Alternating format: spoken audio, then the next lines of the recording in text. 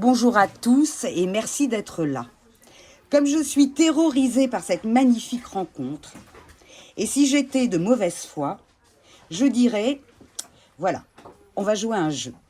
Je ne connais rien sur Sartre, rien sur Béni Lévy, parce que n'en parlons pas. Je compte sur mon invité qui a usé de vrais et forts arguments dans son essai philosophique achevé Sartre chez Grasset, pour faire taire une bonne fois pour toutes la polémique qui a eu lieu dans les années 80.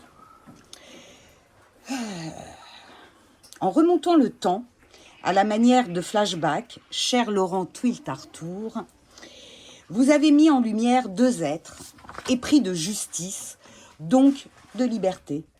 Deux êtres à part qui se sont aidés, disputés, appréciés, soutenus d'affection pour finalement s'associer intellectuellement pendant de longues années, disons pendant plus de 5 ans, pour nous offrir la sève de leur philosophie à force de réflexion et d'échanges parfois très houleux, mais gardant le plus d'authenticité possible en déboutonnant chacun le gilet de garçon de café de la fameuse théorie sartrienne.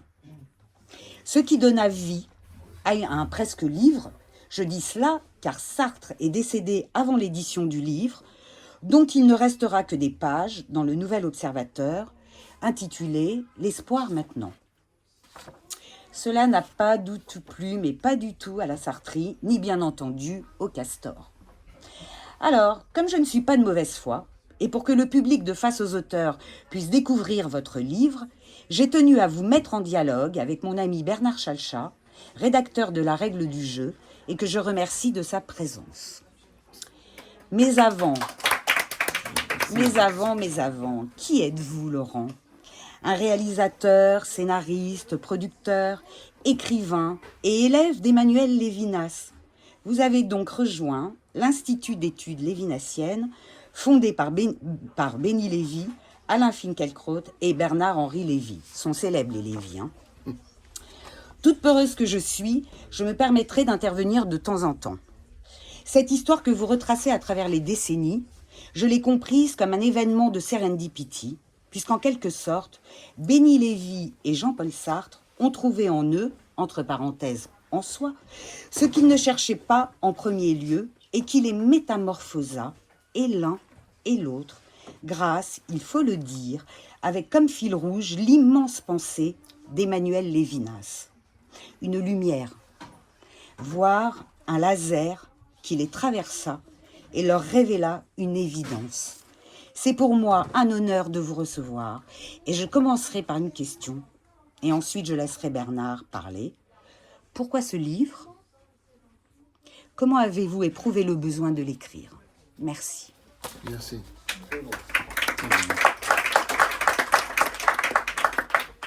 Merci. Excellente introduction, Lydie. Mais je vous en prie. Et merci pour l'invitation, puisque c'est la première fois qu'on se rencontre.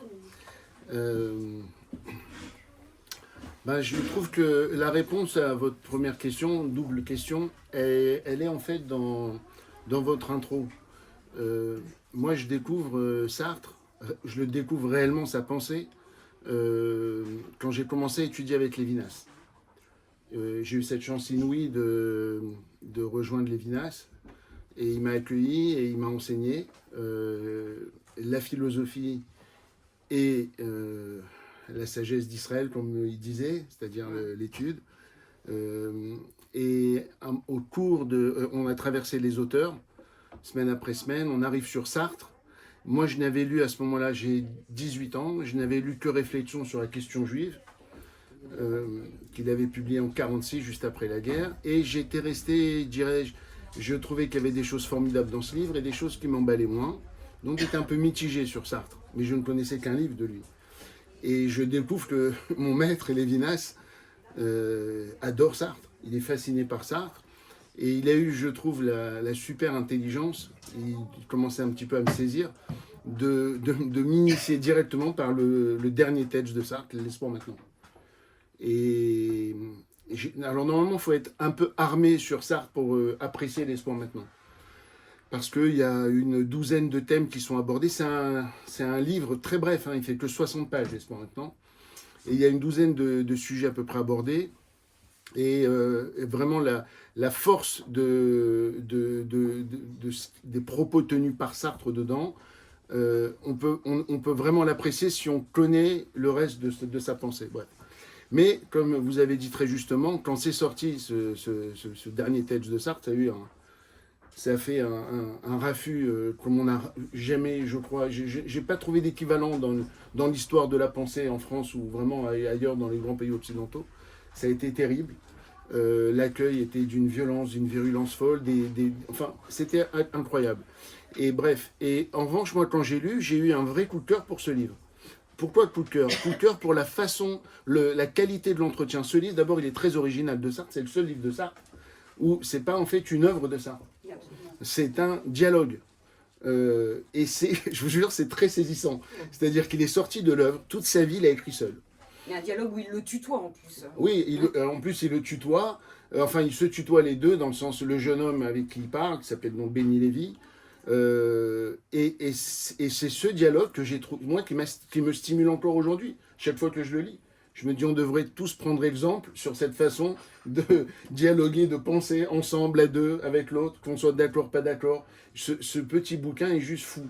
Et si je comprenais pas tout à ce moment-là, que Lévinas m'a complètement éclairé sur tous les points qui étaient obscurs, la fraternité terreur, pour ceux qui connaissent un peu, je ne connaissais rien de tout ça. Après, je suis rentré dans Lévinas sur L'être et le néant, qui est quand même un ouvrage essentiel pour apprécier Sartre et tout. Bref, je vous dis, ce petit livre me stimule encore pour la qualité, l'honnêteté de leur réflexion. D'abord, c'est aussi très succinct. Je veux dire que c'est un livre très facile à lire, parce que moi, je l'ai pris comme une pièce de théâtre. Vous avez évoqué mon parcours aussi au cinéma et tout, scénario, et c'est vrai que quand je l'ai lu, j'ai immédiatement pensé à une pièce de théâtre. C'est deux personnages qui discutent. Mais il faudrait d'ailleurs en faire une pièce de théâtre. Ouais, bah c'est en discussion. Bah, Mais en tout cas, moi, c'est comme ça que je l'ai appréhendé. Bref, et donc je n'ai pas compris, j'étais jeune, naïf, et je n'ai pas compris l'hostilité qui avait été réservée à ce texte à l'époque, selon ce que me raconte Lévinas. Et en fait, quand il m'en parle, Lévinas, on est en 90, donc j'ai 19 ans à ce moment-là. Et il m'a donné des polycopiés pour que je les lise. Et parce que oui, il faut comprendre, 90, c'est introuvable. C'est paru, pour vous dire, les textes de l'Espoir maintenant, c'est paru, comme vous avez dit, dans le Nouvel Obs. Et c'est paru en trois épisodes, quoi, parce que c'était un hebdomadaire. Le 10 mars, le 17 et le 24 mars 1980. Vous connaissez le numéro de ces nouvelles offres? Parce que moi j'ai cherché partout, j'arrive pas Bah à voilà, vous avez pas le l'original. 800e ou un truc comme ça. Non, Le numéro 800. ah, le numéro 800, voilà. Voilà, ça c'est l'original. Magnifique. Donc c'est ce qui est paru Ah là le là, 10 mars voilà. 1980. Et ça ressemble a priori à un magazine, mais en Il fait, faut le montrer à la caméra. voilà, ça ressemble à un magazine, mais c'est de la dynamite. Ouais, c'est... Et ça a explosé, comme aujourd'hui ça a explosé là au sud du Liban, ça a explosé, Ouais, c'est ça a explosé pareil dans le monde c'est du génie. ouais. Et je vous assure, quand ça s'est sorti, ça a été une déflagration, parce que pour tout ce qu'on va voir. Et vous voyez, ça s'appelle donc notre 800e numéro, L'Espoir maintenant. Et c'est le dessin qui est étonnant. Non? Ouais, le dessin est génial. Et L'Espoir maintenant, pour ceux qui connaissent Sartre, c'est un titre qui n'est pas du tout sartrien. Hein, comme on voit, bon. Donc ça montre déjà qu'il se passe quelque chose là dans l'intérieur. Une révolution. Et donc, Pas celle qu'on attendait, mais une ouais. révolution. Donc moi, quand il me fait lire, j'ai pas accès à ça. C'était paru 10 ans plus tôt, en 90. Je l'ai eu sur polycopié. Et puis un jour, en 91, il me fait un cadeau génial. C'est le seul livre que m'a offert mon maître Lévinas, le seul. C'est celui-là. Il est paru en février 91. Il a écrit quelque chose à l'intérieur? Non. Mais bon, moi j'ai mis une tonne. Mais j'ose pas, c'est le seul livre que j'ose pas marquer, donc je mets que des marque-pages. Oui, oui. Je peux pas écrire Non, sur. non. Mais j'ai 14 exemplaires différents, j'ai pris plein de notes. Mais ça, c'est celui qui m'a donné en main propre. Un an après, quasiment, il s'y attendait pas non plus. Ça a été publié, pas grâce à Gallimard. Je donne quand même un petit peu les sources internes. Gallimard, c'est l'éditeur historique de Sartre. Depuis La Nausée, j'irai juste avant L'Espoir maintenant. Gallimard a publié tout Sartre, sauf L'Espoir maintenant. Bah, tu m'étonnes. Parce que Gallimard faisait partie on va dire de toute l'armada qui s'est liguée contre Sartre. Et jusqu'aujourd'hui, Gallimard refuse d'admettre que ça, l'auteur, c'est bien Sartre. C'est incroyable. C'est fou. Et donc, quand c'est sorti, vous voyez, c'est les éditions Verdier, Je l'ai commandé. qui est la maison d'édition, en gros, fondée par Béni, on peut dire. Et il y a un petit truc qui était marrant, que j'ai pas tout de suite fait attention à ça, mais vous voyez, tout en bas, là, il faut vraiment... hein, tout en bas, il y a écrit comme ça, il y a un logo copyright, et il y a écrit « Le texte de Jean-Paul Sartre est publié avec l'aimable autorisation des éditions Gallimard, qui en détiennent le copyright. Celui de Béni Lévy appartient aux éditions Verdier. » Voilà, c'était assez drôle, je trouve. Donc, C'est un parti pris, quoi. ouais, on a eu droit donc à la publication en 91, c'est que depuis 91 que tout le monde peut profiter et jouir de ce livre. Donc pourquoi donc, ça c'est l'historique, ce qui m'a intéressé dans le texte, et pourquoi je me suis mis à... Alors j'ai pas tout de suite écrit le livre, mais en tout cas tout de suite j'ai enquêté. C'est-à-dire j'ai voulu comprendre pourquoi ce que moi je trouve extraordinaire, la plupart des gens n'ont pas aimé. Donc pour ça il fallait que je comprenne. Un des points essentiels c'était de savoir est-ce que Sartre, et avec toute sa tête qu'on a écrit ce livre, est-ce qu'il a été manipulé, comme on nous dit, par son jeune interlocuteur? Excusez-moi, vous avez pris un risque. Oui. Un gros risque. Parce qu'on ne s'amuse pas avec Sartre. Hein. Non, ça me fait... Mais, vous avez Mais été je me suis plus pas brillant amusé. que Sartre. Non, vous êtes Ah gentil. oui. Non, mais Faire bien ce sûr. livre et le lire et achever ce titre captieux qui est... Je me dis que tiens, il va l'égorger, achever, qu'est-ce qui se passe hein. Et après, quand vous rentrez dans ce monde, excusez-moi, c'est un livre, je pense que tout le monde doit lire. Merci. Et j'espère que Madame de Beauvoir, elle a oublié l'angoisse qu'elle a eue lorsqu'il est sorti ce film. Attends, laisse-le Attendez, continuer parce est-ce qu'il va que, perdre est-ce que je son peux fil. quand même intervenir? Vas-y. Non, attends, il donnait la deuxième Non, raison. Après, hein. oui, mais peut-être qu'il faut d'abord expliquer qu'est-ce qui, à tes yeux, Laurent, fait la richesse de ce dialogue. Mhm. Et en quoi, à tes yeux, est-ce toujours aussi important? Qu'est-ce qui Ouais. raconte ces deux-là? D'accord. Et en quoi c'est un changement, à ton avis, Oui, peut-être pas nécessairement au mien, bien sûr. mais à ton avis, Ouais. pourquoi il y a un changement de paradigme Ouais. de la pensée? Et qu'est-ce qui t'intéresse? Enfin, D'accord, je vais... voilà. Très bien. c'est très Sinon, bien. si tout le monde Ok, n'a ok, pas on lu, commence par ça. En fait, ce qu'il y a, c'est que donc on est en 80, il a 75 ans, puisqu'il est né en 1905. Donc c'est ce qu'il va publier à la fin, voilà, avant de mourir. Et il meurt un mois après. Et à l'intérieur, il revient en question un nombre incroyable de propositions de pensée, de philosophie qui tenaient depuis plus de 50 ans. Moi, je trouve encore ça admirable. Je le prends comme une leçon pour moi. C'est une grande C'est-à-dire ne intelligence. pas rester enfermé dans ce qu'on a pu dire. Il y en a tellement, et j'en connais, j'ai des amis, je peux balancer les blazes, hein, ça ne me dérange pas, mais je vais donner des noms, ça ne me dérange pas. Je vais vous donner des noms de gens que j'aime bien depuis des années et à qui je fais le reproche de ne pas faire comme ça. Par exemple, Michel Onfray, qui est un bon copain depuis plus de 15 ans. Je trouve que lui, par exemple, est anti-sartrien dans ce sens. Il s'enferme dans ce qu'il a pu dire. Il veut tellement être dans une logique de « je me suis jamais trompé » que bon, il s'enferme. Et Sartre, la leçon admirable, c'est de dire même à 65 ans, même à 70 ans, si je ne suis plus d'accord avec ce que j'ai dit avant, ben je le dis. C'est une grande Et en intelligence. ce sens, Bernard, en ce sens, je l'ai trouvé hyper fidèle à l'esprit de l'être et le néant, par exemple. Puisque, je veux dire, lui, c'est la liberté ontologique, comme on dit. On est libre. N-A-I-T, hein, on est libre. C'est le philosophe de la liberté, Sartre. Mais on est libre aussi de sa propre pensée. On est libre aussi de son passé. On est libre de dire, ben, j'ai évolué. Par exemple, sur les réflexions sur la question juive, ce qui est dingue, c'est que tout ce que moi, j'ai pas apprécié quand j'ai lu, il revient dessus. Absolument. Donc voilà ce qui m'a fasciné. Et comme d'autres choses, j'ai évoqué brièvement, mais la fraternité terreur, hein, pour ceux qui connaissent, critique de la raison dialectique de Sartre, c'est un livre très puissant sur ses propositions. Il découvre que la fraternité, ce à quoi il aspire pour faire la révolution, conduit fatalement à la terreur. Et puis, dans l'espoir maintenant, il nous dit ça marche plus ça. J'adorais ça. On peut pas parce qu'il légitime la terreur. Ben exactement, Voilà, dans c'est la ça. critique de la raison dialectique, il trouve que voilà, la fraternité, il dit fatalement pour arriver à la fraternité humaine, on doit en passer par la terreur. Ouais, c'est très stalinien si vous voulez, d'une certaine façon. Bon.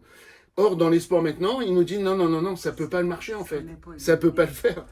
On ne peut pas aspirer à la fraternité humaine, ce qu'il appelle le groupe en fusion, tu connais tout ça toi, donc on ne peut pas faire le groupe en fusion en admettant la terreur. Donc il rejette la terreur, enfin tu vois, il revient sur tellement, je me dis mais c'est extraordinaire, c'est fou la leçon que nous donne Sartre. Et la leçon que me donne aussi Béni Lévy, ce jeune gamin, c'est un gamin, quand il rencontre Sartre, il a 25 ans. Mais c'est un fou, non, au départ. Et la leçon que me donne aussi le jeune homme, sur quoi? Sur la façon d'interroger. Moi qui suis... en plus, je vous dis franchement, je me suis identifié. Attention, hein, sans du tout me comparer. Identifié, hein, ça n'a rien à voir. Mais je me suis identifié avec ma propre relation avec le maître que j'ai eu. J'avais un maître bien plus âgé que moi, Lévinas, j'étais un jeune homme. Et donc moi, quand j'ai vu les sports maintenant, et je pense que c'est aussi pour ça que Lévinas m'a donné à lire ça, parce qu'il y a ce genre de relation, d'être un jeune homme avec un maître qui est une conscience universelle. Et donc, je me suis dit, mais moi, je n'ai jamais interrogé mon maître comme Béni a interrogé Sartre. J'ai compris que donc ce type était d'une autre dimension, vraiment, à tous les niveaux, de son caractère, de son intelligence, évidemment. Et j'ai adoré la façon dont il interroge Sartre. Parce si vous lisez les sports maintenant, vous allez voir, c'est pas du tout une interview. C'est vraiment, ça peut paraître fou, je vais vous dire, hein, d'égal à égal, mais vous allez me dire comment c'est un inconnu, un jeune gamin, mais je vous assure que l'interlocution, elle est d'égal à égal. Et ça, je trouve ça prodigieux. En fait, quand vous lisez Béni, c'est ça aussi ce qui avait choqué les Sartriens. Parce que vous savez, petite parenthèse, bon, je pense que vous savez ça beaucoup ici, tout le monde, vous voyez Sartre, y compris sa propre épouse, pardon. Sa propre compagne, parce qu'ils n'ont jamais été mariés. Ouais, celle qu'on surnommait le castor, Simone de Beauvoir. Tout le monde, vous voyez Sartre. Je n'ai pas trouvé de témoin qui connaissent quelqu'un qui le tutoyait, à part Béni. Dès le premier jour, il a tutoyé Sartre. Il l'appelait même pas Jean-Paul, il l'appelait Sartre en le tutoyant. On dirait un peu le petit prince de Saint-Exupéry. Et je trouve que sa façon de l'interroger, de le pousser dans ses retranchements, c'est-à-dire qu'il n'a pas admis, il ne s'est pas dit « Oh, il est vieux, je vais le laisser tranquille ». Il a dit au contraire, je veux presser le citron. Il est encore là, il a encore toute sa tête. Physiquement, il était très diminué, Sartre, à ce moment-là. Oui, mais intellectuellement, il suffit de lire l'histoire maintenant, il est en pleine possession de ses capacités intellectuelles. Et il presse le citron, il veut obtenir encore de ce génie qu'il a face à lui, il veut obtenir des choses. Mais c'est ça ce qui lui demande beaucoup, ça. Sartre, mais je pense, en fait, il y a eu un échange, je pense. Chacun, l'un a rendu service à l'autre. Donc voilà, pour répondre à Bernard sur ce qui m'a plu, et pour terminer la réponse maintenant très brièvement, j'ai entrepris, donc en fait, j'ai pas entrepris l'écriture d'un livre à l'époque, j'avais 20 ans, j'ai entrepris une enquête. Donc j'ai commencé à dire, il a fallu d'abord que je lise tout Sartre, ce qui prend quand même de très très longues années. Contrairement à ce que certains, quand ils passent à la télé, j'entends dire certains intellectuels philosophes, oui, en 1 an, 2 ans, j'ai lu tout Freud et j'ai écrit un livre, c'est juste débile. Pardon, ton frère. Oui, mais oui, voilà, on comprend tous, mais quand il a osé dire ça, je veux dire, Freud, si vous voyez la bibliographie de Freud, enfin, il faut une vie pour lire tout Freud, bon bref. Et Sartre, il a écrit aussi, je pense que vous savez aussi, c'est juste fou. J'ai passé des années à lire ça. Mais à lire, à étudier tout, parce que je me suis dit, il faut d'abord tout lire, ensuite lire évidemment Beauvoir, puis Béni Lévy, puis tout ce qu'il y a eu autour, ensuite lire les biographies, et ensuite évidemment toutes les correspondances. C'est normal, parce que c'est exactement ce que j'ai ressenti voilà. en lisant ton livre. Je cite beaucoup. Il faut voilà. que j'aille lire tout le monde. Parce que dans le livre, ce que vous allez voir, ceux qui lisent le livre, c'est que vraiment je me sers de toutes ces informations. Je vais glaner partout où je trouve des indices. Et clairement, je veux dire, je ne vais pas aller chercher des sources secondaires ou tiers. Je vais right to the point. Voilà, exactement, aux personnes qui ont participé de toute cette aventure. Sartre en premier, Béni et Simone de Beauvoir. Bref. Donc tout ça, ça m'a pris des années. Plus de 20 ans, plus de 25 ans. Bref. Et en fait, je faisais ça tous les matins. C'était un exercice, c'était mon exercice, comme je fais le sport tous les jours. Je fais aussi cet exercice tous les matins, de lire, d'étudier, etc. Et ça a pris des années. Il se trouve qu'à un moment donné, donc c'est là où j'ai entamé l'écriture du livre, je pense que je suis arrivé à une conclusion. Je pense que je suis arrivé à une...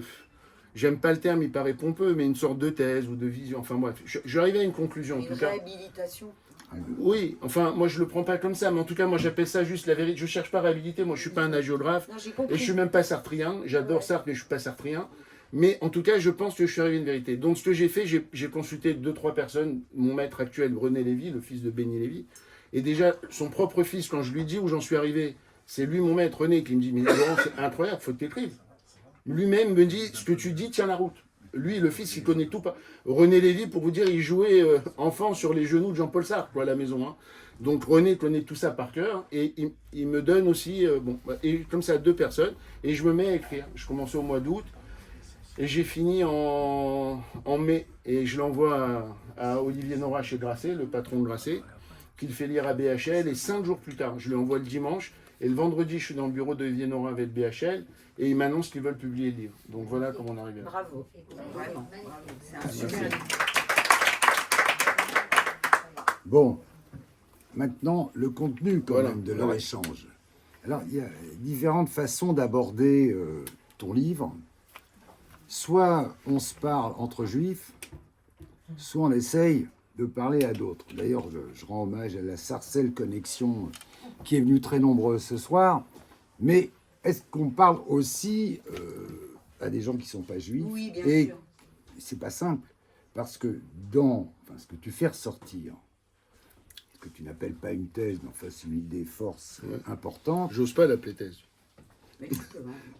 je respecte ta modestie, il y a quand même quelque chose qui me semble très important, c'est que tu fais de Sartre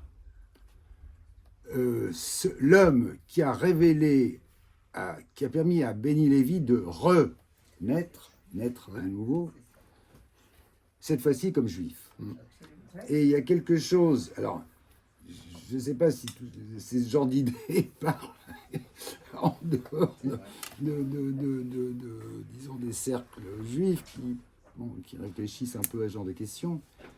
Tu dis, il lui permet de renaître. Alors, ça serait paradoxal, puisque Sartre, qui n'avait rien compris aux Juifs, il était plein de bonne volonté quand il a écrit les réflexions sur la question juive. C'est un tissu d'ânerie que j'avais fait mien. On est juif dans le regard des autres. Bon. Bon. Il revient là-dessus, et c'est, d'après ce que la conclusion que tu tires, c'est ça dont j'aimerais que tu parles. Oh, oui, d'accord. Tu dis, c'est Sartre qui, plus ou moins consciemment, plus ou moins volontairement, fait redécouvrir à Béni Lévy son nom juif, le nom juif, on va pas en reparler, le nom juif, son être juif, et qui le fait quitter un maoïsme messianique terrifiant, à mon avis, et qui va contribuer à cette évolution vers une identité juive qui, à mes yeux, n'est pas sympathique non plus, d'ailleurs. C'est mon opinion, on pourra en discuter, d'ailleurs. Alors ça, c'est la première question. Qu'est-ce qui lui... Très bien. Est-ce que Sartre, c'est bien lui qui lui fait redécouvrir... c'est donc Sartre le Goy, qui fait de Béni Lévy un juif. Et la deuxième chose sur laquelle je voudrais qu'on parle, mais j'y reviendrai tout à l'heure, c'est un abord plus politique qui préoccupe plus ma génération. Alors je vais te répondre si tu veux en étant pour le coup sartrien, c'est-à-dire je pense que je vais plutôt te répondre en m'adressant à l'universel plutôt qu'au particularisme juif. Parce que Sartre c'est l'universel. Et c'est d'ailleurs ce que je trouve extraordinaire dans cette aventure de Sartre. Dans l'être et le néant, je vous ai dit Sartre c'est la liberté. Une des propositions, c'est devenu une star mondiale, Sartre, avec l'être et le néant. Je vous rappelle juste ça, parce qu'il faut remettre dans le contexte. On est en 1943, en pleine guerre mondiale. Il écrit ce pavé de 1000 pages qui pèse plus de 800 grammes et qui est normalement impossible à lire. Il se trouve que le livre est un best-seller absolu, en pleine guerre, traduit dans le monde entier. Ça a fait de Sartre une star mondiale. Tout ça pour répondre à Bernard. Qu'est-ce qu'il y a, pourquoi, qu'est-ce qui se passe dans cet être et le néant ? Il y a notamment une proposition, je suis sûr que beaucoup ici connaissent cette citation dans l'être et le néant. L'existence précède l'essence. L'essence, L'apostrophe E2S. Qu'est-ce que ça veut dire l'existence précède l'essence ?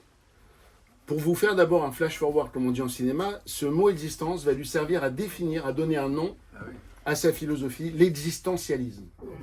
Alors qu'est-ce qu'il y a de si révolutionnaire et quel rapport avec la liberté de nous dire l'existence précède l'essence? Regardez le génie du mec.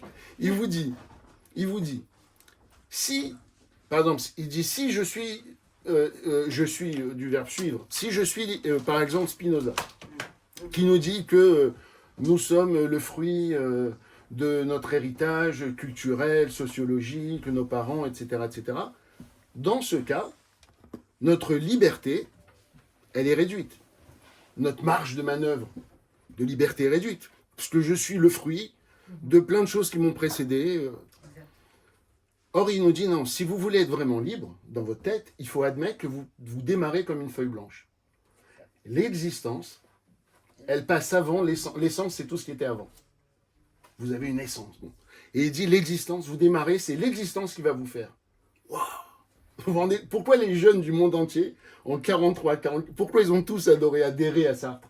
Parce qu'il leur a donné un chèque en blanc pour faire une vie libre, dire vous êtes responsable de tout ce que vous faites.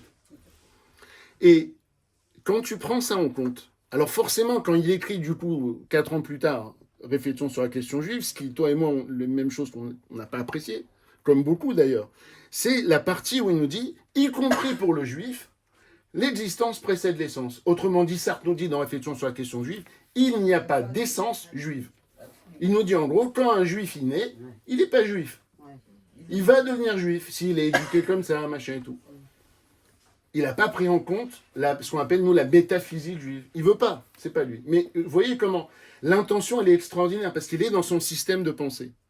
Donc c'est là où j'essaie de donner une réponse plus universelle que particulièrement juive. Ce qui est donc fantastique, c'est que pendant des années, c'est ce que je démontre dans le livre, c'est pas qu'il s'est réveillé tout d'un coup en 1980, 40 ans plus tard, et qu'il s'est dit « Ah, je me suis peut-être un peu trompé là-dessus ». Ce que je démontre, c'est qu'il n'a pas arrêté, parce qu'il était comme ça, Sartre. Il n'a pas arrêté de chercher. Il n'a pas arrêté d'étudier, de consulter. C'est fou. J'apporte une tonne d'éléments de preuve pour montrer comment au fil des années, il enquête tout seul. Il veut pas lâcher le sujet. Ça l'intrigue. Quand arrive Béni Lévy dans sa vie, lui, il a déjà fait énormément de chemin dans ce sens. Mais il n'a pas encore publié. J'ai trouvé juste des lettres à Simone de Beauvoir, juste une correspondance de Sartre avec Simone de Beauvoir, où il lui dit, tu sais, ce que j'ai dit, vous savez, pardon, il la tutoyait pas non plus, ce que j'ai dit dans Réflexion, ben, j'ai un peu changé, je pense que finalement on peut attribuer au jeu. Il commence à comprendre.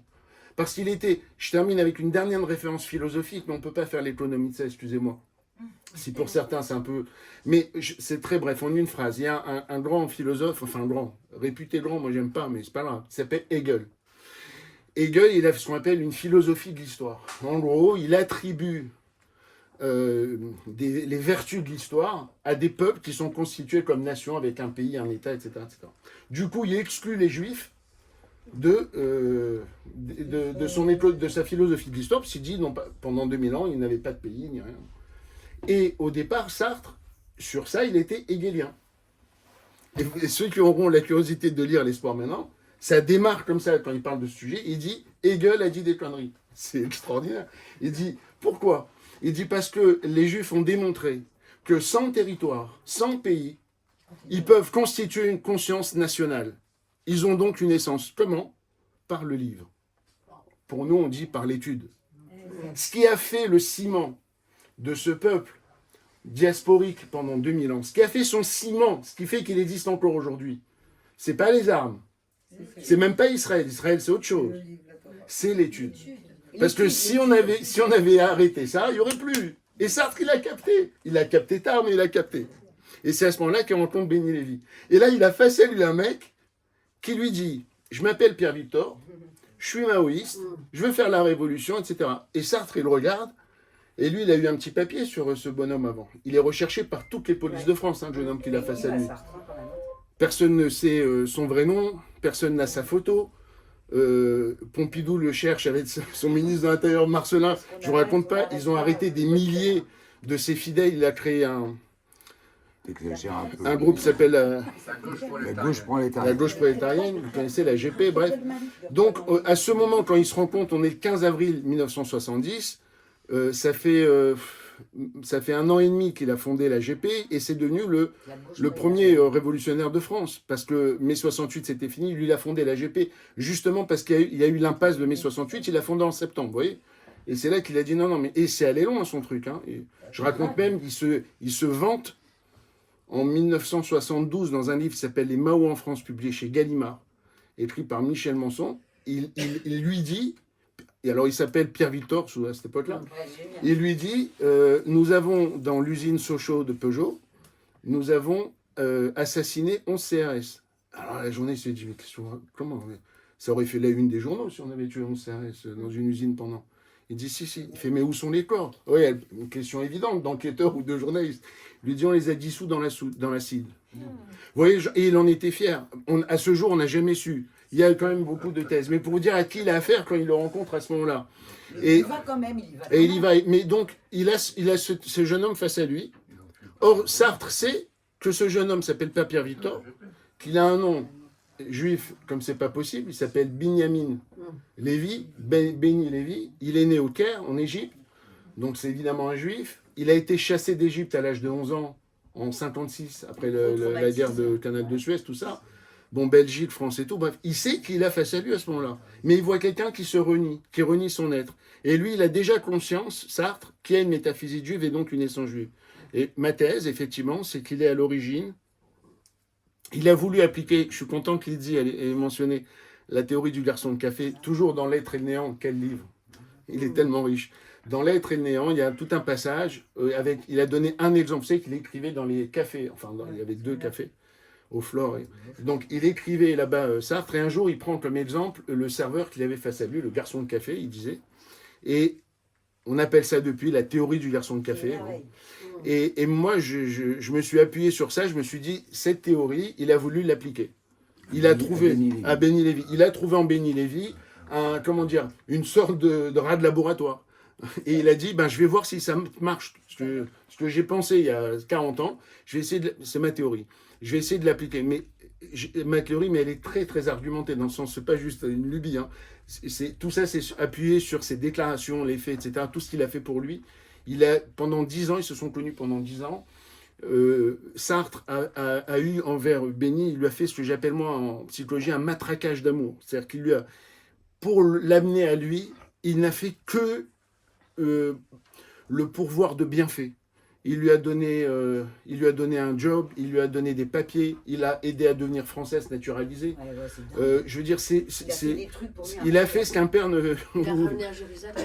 Il l'a amené pour la première fois, c'est un truc.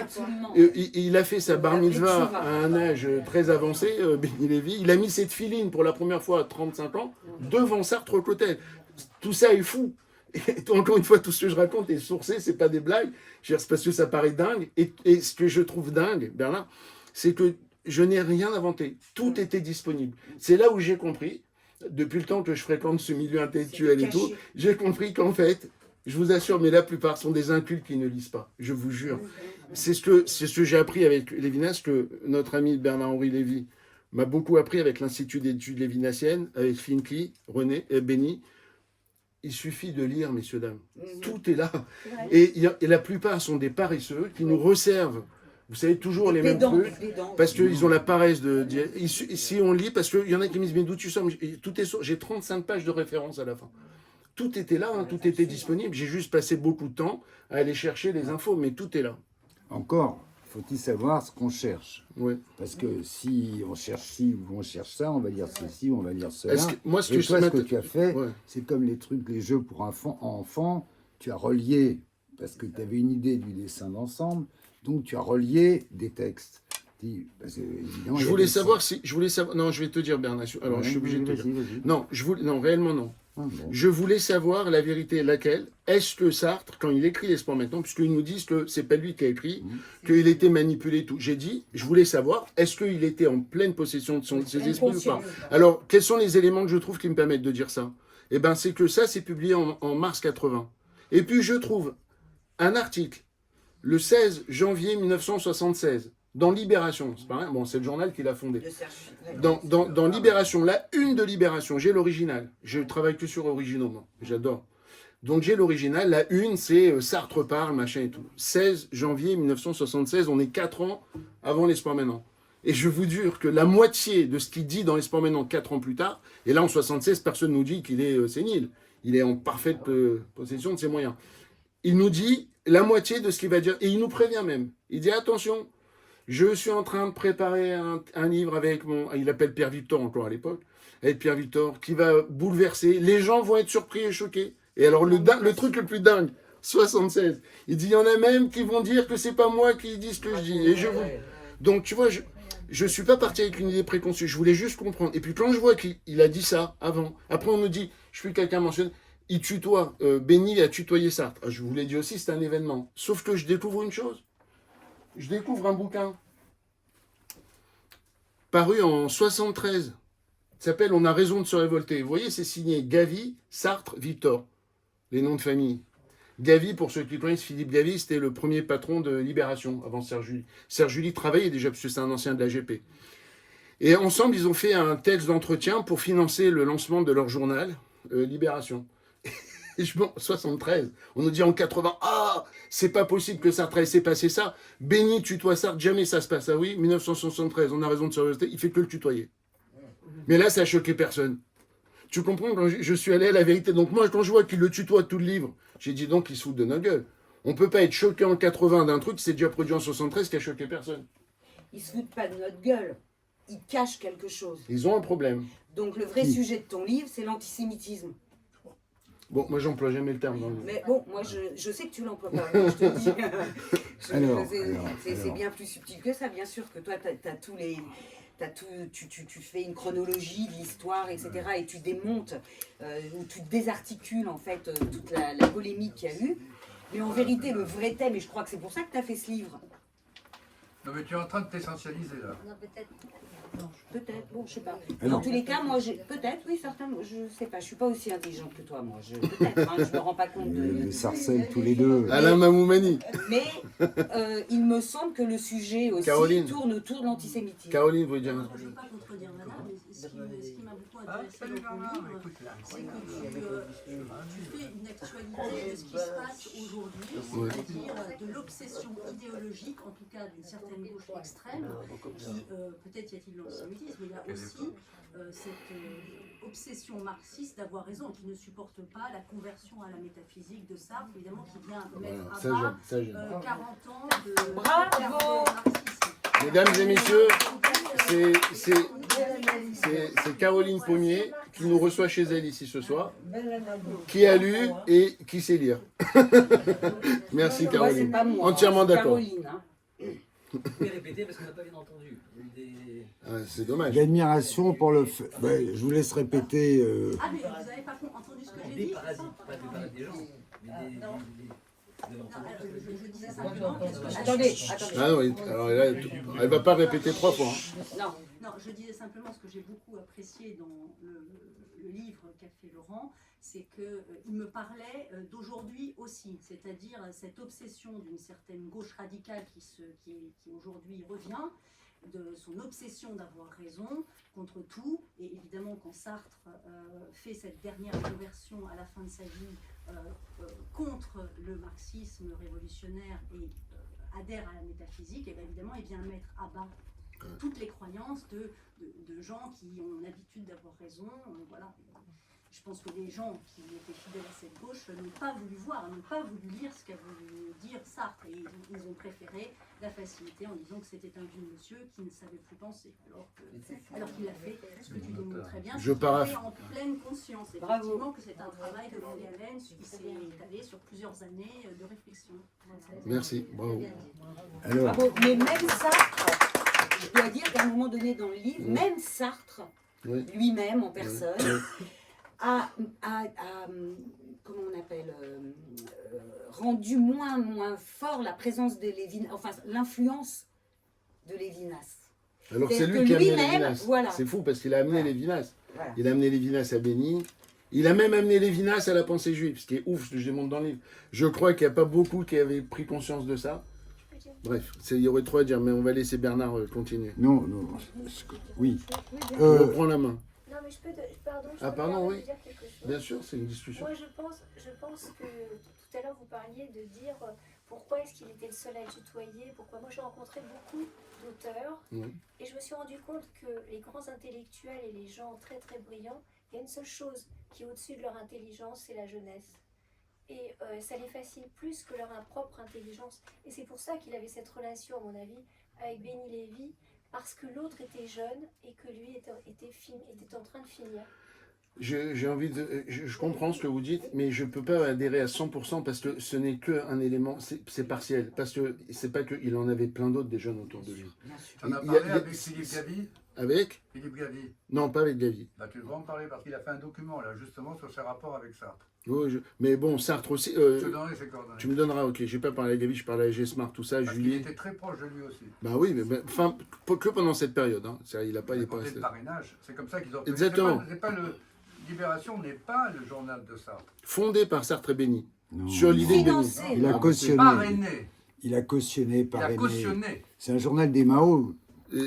Alors là, je vous dis un truc d'historien, je vous assure. Bernard, vous vérifierez, mais je peux vous dire que l'idée, elle émane, et tout ça est témoigné par Sartre. L'idée émane de Béni, c'était pour succéder à la cause du peuple. Il a dit, il faut qu'on fasse un nouveau journal. Bien sûr.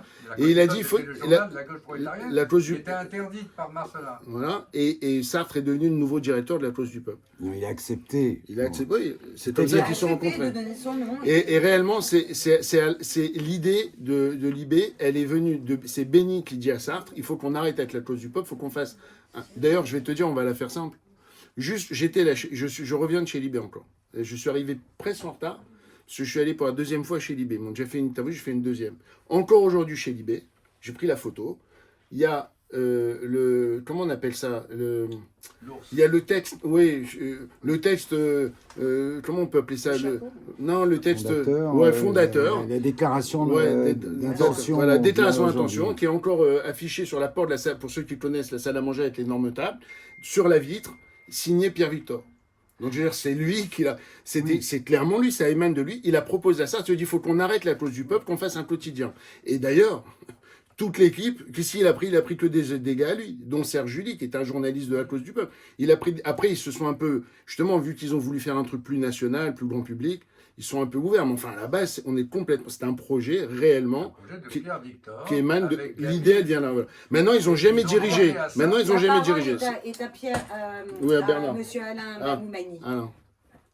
Philippe Gavi m'a raconté. Ouais.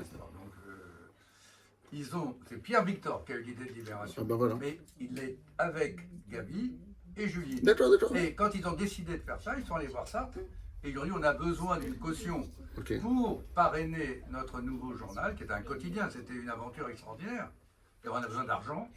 Et donc, c'est comme ça qu'ils ont collecté D'accord. les sous. Là maintenant, donc là on est un peu plus d'accord. Le seul truc par rapport à la chronologie, c'est d'abord Béni avec Sartre, ensemble. Et c'est quand vous savez, Gavi ne pourra pas dire autrement, je suis sûr. Et c'est quand C'est les... Julie qui va pas. Il peut pas dire Ah oui, mais Julie, je l'ai eu, c'est pas... Enfin non, sur ça, il a rien à dire sur ça. Il est d'accord avec cette version. Mais c'est quand les deux, ils se sont mis d'accord, qu'ils sont allés après constituer, et ils ont choisi Gavi, qui n'était pas du tout de leur clan. C'est ça ce qui est très intéressant. absolument. À ce propos, je peux vous Oui. lire un article qui a été écrit dans l'IB en 2013 par Éric Eschimi. Echiman. Echiman. Très beau papier. Echiman. Alors, grâce à Sartre, Béni Lévy était né. Abandonnant les pseudonymes pour revenir à la réalité pure juive. Il a dû s'arracher à la confusion, car sa naissance eut lieu dans la confusion. Et pour cela, quitter Sartre grâce à Sartre. En 2002, Béni écrit un extrait de cours sur sa relation avec le philosophe et dessine le trajet qui le conduisit à la décision de rompre avec la cérémonie de la naissance pour faire retour au réel juif. Qui est donc Béni Lévy? Béni Lévy, chef des maoïstes français, secrétaire de Sartre avant de se tourner vers le judaïsme. Une vie aussi incroyable que mal connue. Il aurait dû devenir une des figures du roman national. Son nom aurait pu symboliser la sortie de l'aspiration révolutionnaire des années 70, moment clé de l'histoire politique française. Un homme qui est passé de l'agitation gauchiste à l'antimarxisme, de la création de Libération à la défense du judaïsme. C'est Cohn-Bendit, Serge Julie, BHL et Finkielkraut réunis dans un seul corps. Pourtant, Qui lit l'élève d'Althusser, l'interlocuteur de Sartre, le disciple de Lévinas? Excusez du peu. C'est l'un des rois cachés de notre temps, formulera Bernard-Henri Ouais. Lévy. Très jolie formule de BHL. Bravo. Voilà. Très beau passage, bravo, effectivement. Bien, alors, on peut applaudir, mais évidemment, pour moi, c'est inadmissible, ce contenu. Je veux dire, ici, oui, je veux dire, pour ma part, je récuse totalement ce que dit Eschiman. Alors c'est intéressant, c'est bien. Et mais c'est toi que je vais interroger, bien Ouais, sûr. ouais, d'accord. Il faut se rappeler la période politique de l'apparition de Pierre Victor. Ici, vous êtes trop jeune pour avoir connu ça, mais en 67, 8, 9, quand petit à petit les maoïstes apparaissent en France, c'est dans la foulée, enfin c'est l'ambiance pré-68, c'est mai 68, c'est post-68, on est un certain nombre à être gauchistes, extrême gauche, l'essentiel étant les trotskistes dont je faisais partie. Quand apparaissent les maoïstes, sous la houlette notamment de Pierre Victor et de quelques autres, mais de Pierre Victor qui était leur chef incontesté, pour nous, moi, non mais les maoïstes, la gauche prolétarienne, ils n'étaient pas aussi importants que tu l'as dit. Moi j'ai vécu cette période, je connais tout ça Pierre très Goldman, bien. il faisait partie du truc? Non, Ah. Goldman non, n'était pas pas du tout. avec eux. Goldman, Il était en prison c'était... pendant tout ce temps. Et en plus, Goldman était tiers-mondiste, guévariste. Ce qui se passe, c'est que les maoïstes, qu'est-ce qu'ils ont comme drapeau? Marx, Engels, Lénine, bon, allez, on est tous d'accord à Ouais. l'époque, Staline et Mao. C'est-à-dire qu'ils se réclament, ces gens-là, d'un retour à Staline, et ils pensent que Khrouchtchev a trahi la vraie révolution dont Staline était la grande figure héroïque, et les maoïstes disent que l'URSS a trahi la révolution en rejetant Staline. Nous, enfin une grande partie de l'extrême gauche, on est scandalisés par ce retour à Staline. Et le maoïsme lui-même, c'est une sorte de négationnisme en temps réel des atrocités commises en Chine, qui ressemblent comme deux gouttes d'eau aux atrocités staliniennes. Le maoïsme va toucher, et les maoïstes en France étaient des as de la communication, va toucher une grande partie de la fraction intellectuelle de gauche en France, en Italie, un peu comme aujourd'hui, une partie des intellectuels sont touchés par le wokisme. Donc, imaginez pour des gens qui ont milité contre le stalinisme comme moi, qui sont des anti-staliniens, des anti-dictatures staliniennes, des horreurs staliniennes, et qui savons déjà ce qui se passe en Chine, parce qu'il y avait des auteurs. Quand on voit cette bande de mecs dirigés par ce Pierre Victor, qui font un retour à Staline, évidemment pour moi, et qui disait il faut détruire l'université, c'était un de leurs mots d'ordre. Et quand on voit que Sartre marche avec ces gens-là, je veux dire, moi et mes camarades, dont il y en a deux ici dans la salle, hein, Namoumani et Jean-Louis Weisberg, on était en même groupe, ils sont là mes deux camarades. Nathalie, tu peux filmer. On est scandalisés par ces propos, et que Sartre, qui a été tous les bons combats, mais qui a aussi cautionné l'Union soviétique, qui a dit qu'il fallait fermer les yeux sur les choses terribles en URSS, parce qu'il ne fallait pas, vous vous en souvenez peut-être, démoraliser Billancourt, c'est-à-dire la classe ouvrière. Moi, ces gens-là, et le tournant de Sartre avec ces gens-là, c'est incompréhensible. Comment il peut aller avec des maoïstes qui sont les rois des cons et des pro-dictatures? Arrive miraculeusement ce retour sur sa propre pensée de Sartre. Mais à ce moment-là, Béni Lévy, il est encore loin d'avoir ce retour critique de fond, tu sais, gratter au fond. Vous disiez tout à l'heure, les marxistes, ils ont toujours raison, mais là, je suis plus marxiste, mais je pense que j'ai raison. Quand on parle, on pense qu'on a raison. Sinon, on la boucle. Hein? Tout à l'heure, on s'est engueulés tous les deux. Elle pensait qu'elle avait raison, que j'ai raison, on s'est engueulés. Bon, non, chacun pense, dès qu'il parle, qu'il a Non, raison. mais je pense que sur ta réflexion, c'est très juste. Ouais. Là, effectivement, Alors, on se on demande pense qu'on a comment raison. Sartre On a adhère. raison. Là-dessus, c'est très étonnant. C'est une vraie question. Mais tu dis, et tu n'es pas le seul, il fait un retour au judaïsme. Ok. Béni Lévy, pardon. Béni Lévy. Sartre le pousse à naître, NAI, circonflexe TRE, juif. Mais le problème, c'est qu'on peut être autrement juif. Et moi, j'ai toujours pensé que Béni Lévy est devenu juif comme il était maoïste. Une espèce de... À une époque, il a un seul livre, c'est le petit livre rouge, parce que il fallait savoir comment c'était chez les maoïstes. Tout était dans le petit livre rouge. Comment tu dois élever les poules une fois que c'est le socialisme. Enfin. Et après, il y a un seul livre. C'est ce qu'il avait d'ailleurs dit à Bernard, Henri Lévy, qui l'avait rapporté dans un débat. Bernard revenait de Jérusalem, une de leurs sessions de l'Institut des études lévinassiennes. Et BHL dit, j'étais là, quand même, Béni Lévy m'a dit, qu'est-ce que tu te fais, pourquoi tu t'embêtes à lire des livres? Il y en a un. Voilà, vous savez lequel? C'est l'Ancien Testament. C'est un homme d'un seul livre. Oui. Alors, le problème, c'est qu'on ne serait pas là tous les deux à discuter et nos amis ne seraient pas là à t'écouter si on pensait comme Béni Lévy et que c'est ça le judaïsme, il y a un seul livre. T'emmerdes pas à lire des bouquins de philosophie, de politique. Non. Bon. Alors, c'est pour ça que je nuance quand on dit retour ou découverte du judaïsme, d'un certain judaïsme dans lequel nous sommes nombreux à ne pas nous reconnaître, tout en pensant... Alors, est-ce que c'est la métaphysique juive? Alors, je vais te répondre.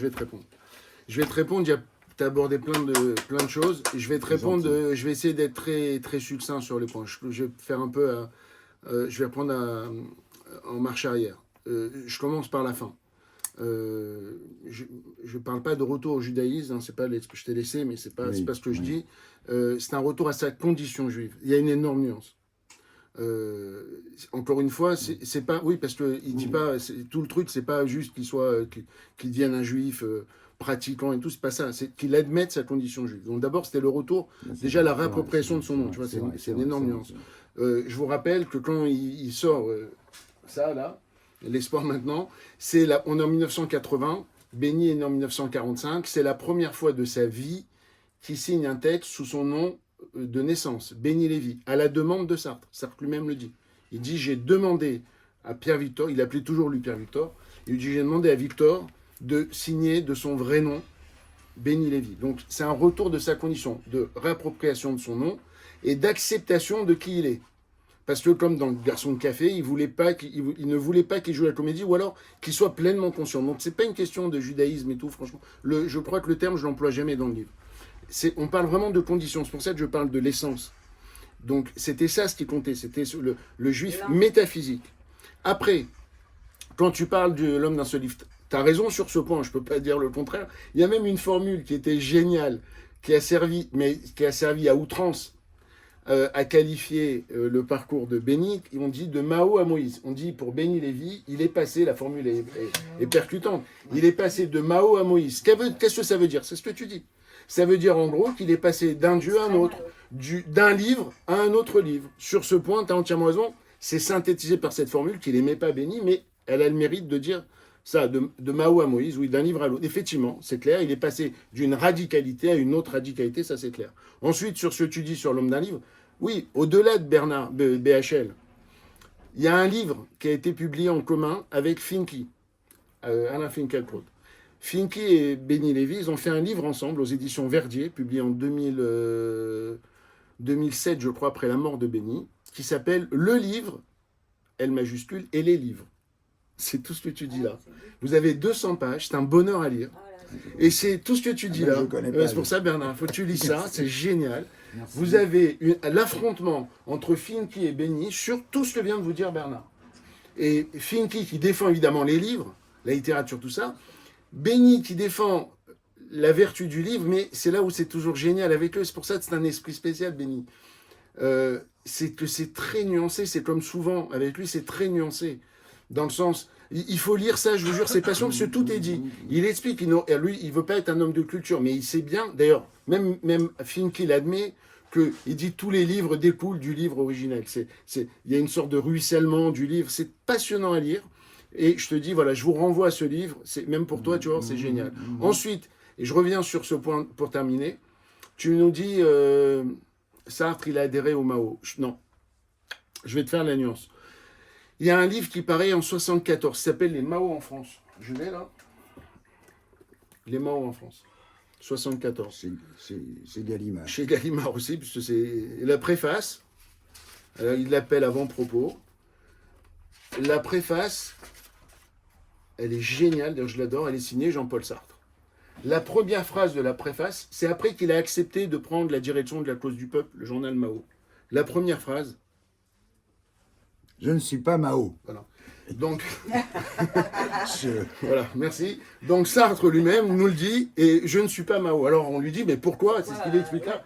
Pourquoi tu as pris la direction de la cause du peuple? Il dit, parce que je ne suis pas Mao, mais je suis pour la liberté d'expression.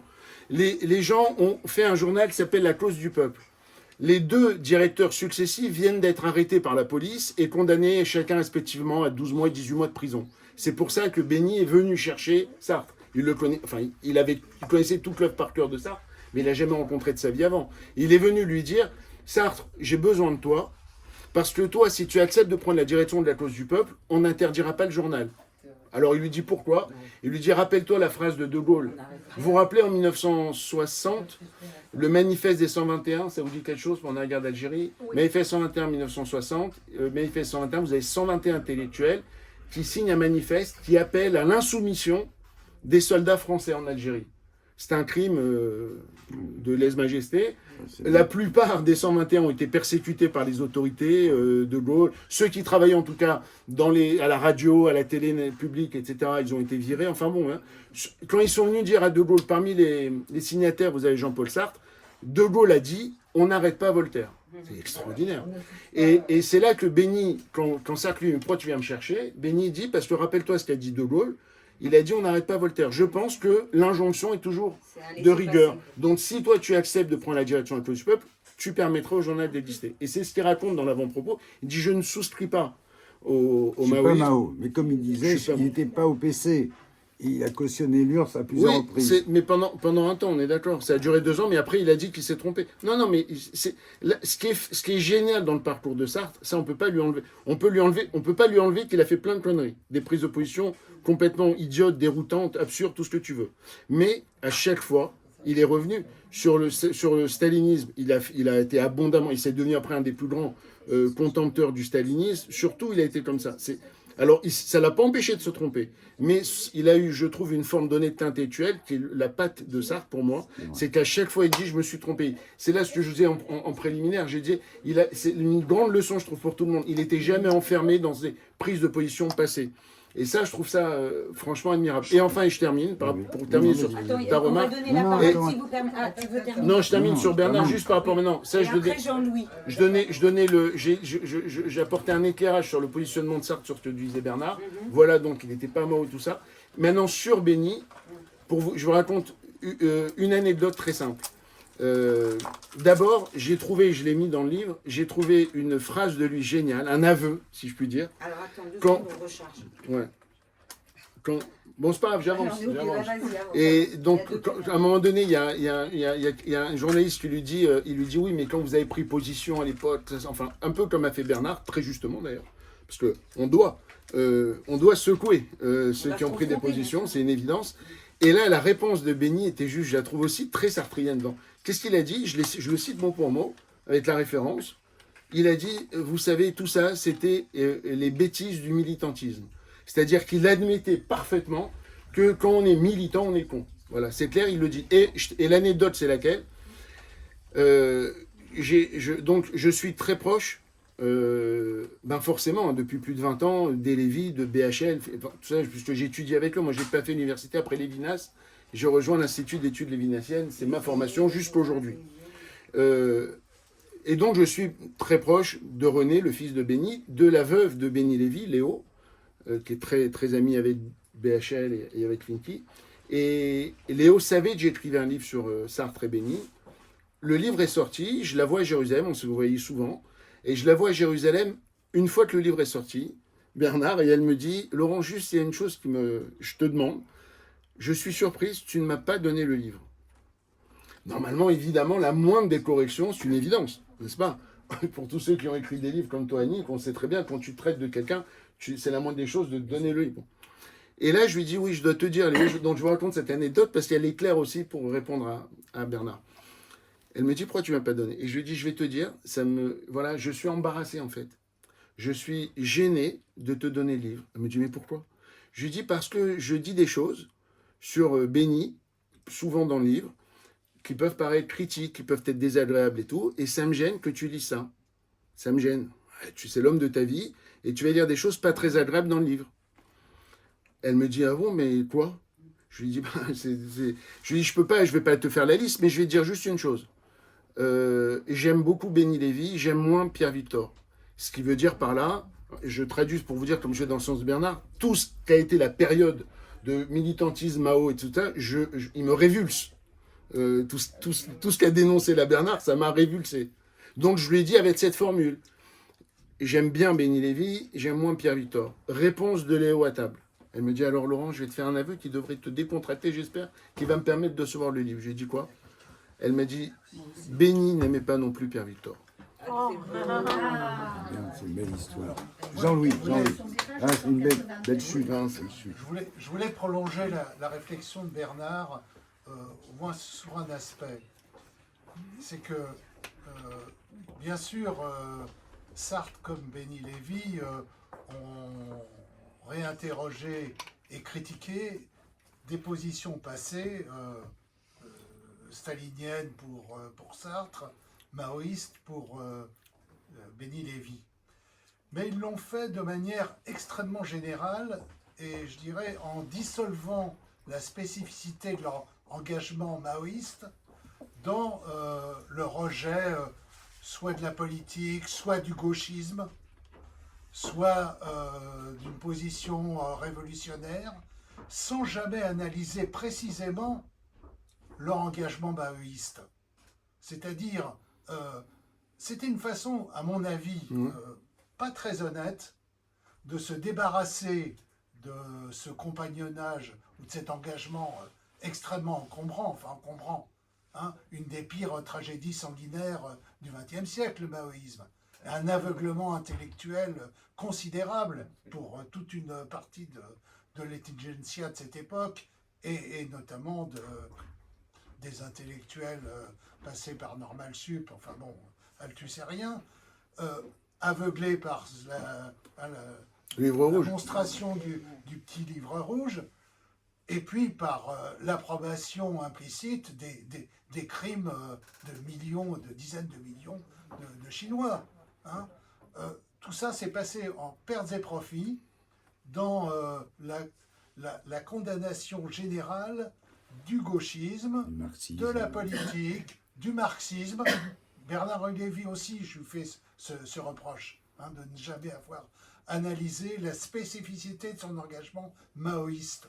D'abord, il n'était pas Mao, BHL. Si, il a été Mao moi, il m'a dit pendant 6 mois, 6-9 mois. Ouais, il était... bien sûr. Bien sûr. Non, ok, moi... 6-9 mois. Bon, bref. Erreur de jeunesse. Il a été Mao aux côtés de... Lux. Peut-être même plus que 9 mois. Hein. Et il n'a jamais... On lui demandera de trancher, parce que moi, c'est pas l'histoire qui est... Précisément, Bon, on en parlera même plus tard. analyser son engagement maoïste. Et c'est le cas, je pense, je le répète, de Béni Lévy, autant que je le connaisse. Alors, franchement, je comprends pourquoi vous dites ça, mais je trouve que vous êtes démenti par tout ce qui a été écrit par tous ces personnages. Tous.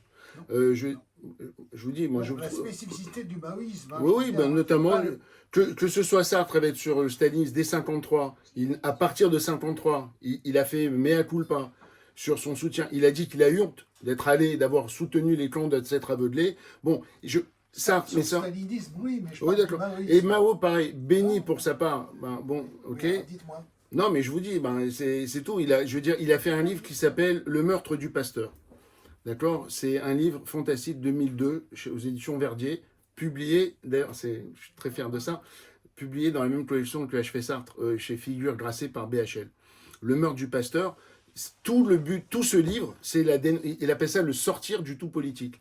Donc c'est un énorme, je veux dire, il revient, mais surtout à quel point il s'est trompé. Enfin, sur tout ça, franchement, il l'a fait. Et enfin, BHL, sur quand la même. politique, pas sur le maoïsme. Notamment sur le maoïsme. Franchement, il faut lire. Et enfin, BHL, quand même, son deuxième livre. Même le titre est génial, non? La barbarie à visage humain. Tout est dit. Oui. Je sais pas comment vous dire autrement. Oui.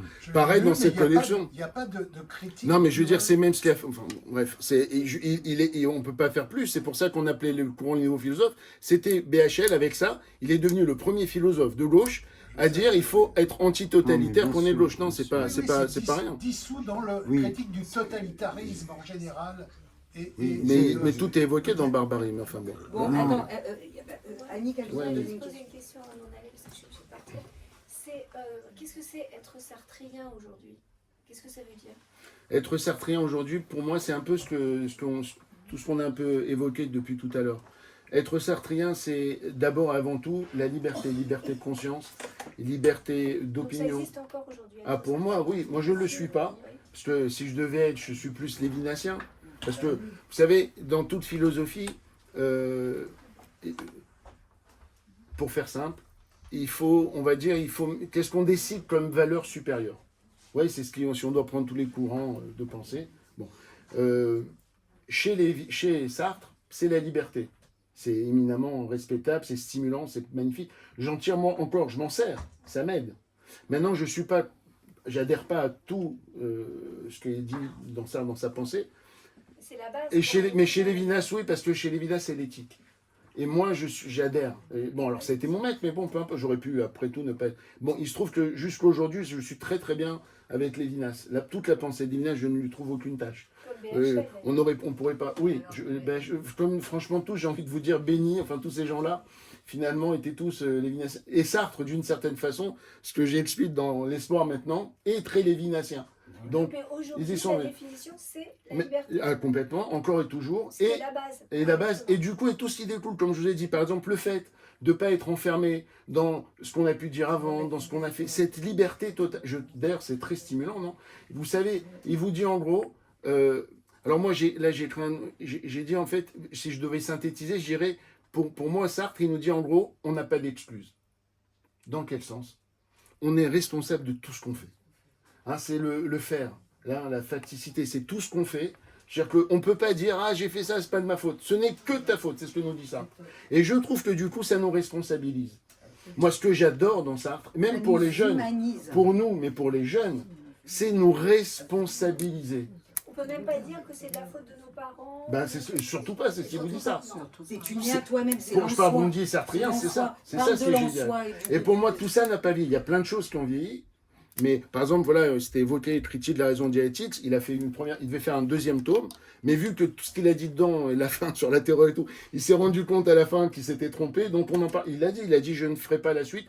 Je suis arrivé à une impasse. Donc, et c'est là où c'est génial aussi, Sartre. Je ne connais pas beaucoup de penseurs qui ont encore une fois cette façon de dire là, je me suis trompé et tout. Mais la base, c'est ça. Selon moi, voilà, pour vous répondre sur Sartrien. Bon.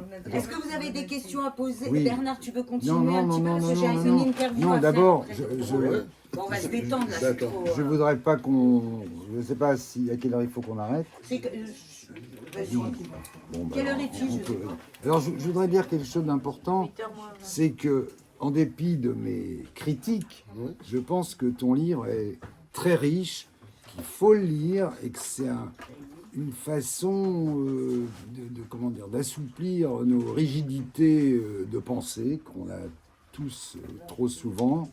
Et en ce sens, c'est très bien. Et je pense que le dernier Sartre est un homme utile. Et après, son rôle réel sur Béni Lévy, j'en sais rien. Mais bon, toi, tu penses que... Et ça m'a vachement intéressé. Il faut lire ce livre. Parce que Laurent montre petit à petit comment c'est Sartre qui ouvre l'huître Béni Lévy. Bon.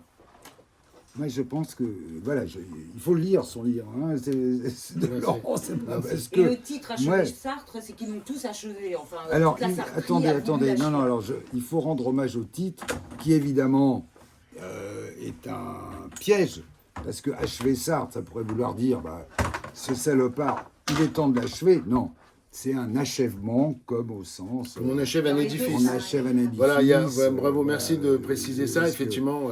Alors, parce qu'elle a dit tout à l'heure que c'était un titre capsule, moi, ça me fait de la peine quand on dit ça, parce qu'il n'y avait pas de mauvaise intention de ma part dans le titre. C'était juste de me servir de la richesse de la langue pour donner si vous voulez, le double aspect. C'est-à-dire, il y a ceux qui l'ont achevé littéralement, puisqu'il publie 10 mars, 17 mars, 20 mars, il rentre à l'hôpital.